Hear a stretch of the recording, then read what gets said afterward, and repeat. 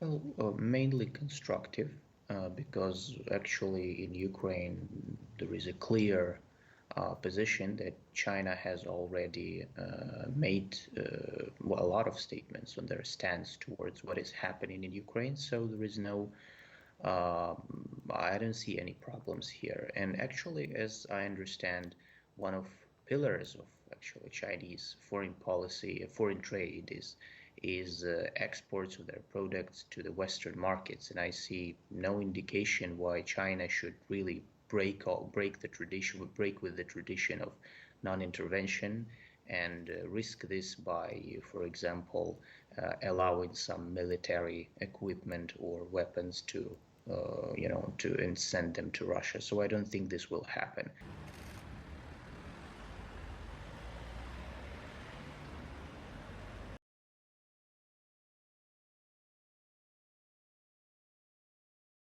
I think it's just part of, U.S. foreign policy to try to draw this line where countries which don't join Western sanctions against Russia will be portrayed as, anti-American, as anti-Western. Well, again, this is an old policy. Biden administration started to form it last year when they came to power, and they are trying to, say that because you see, in Ukraine again, there is no illusion that the number one priority for the United States is still global competition with China. And I think everything, they also form their position and their rhetoric, which we see in, for example, these information sent through Financial Times.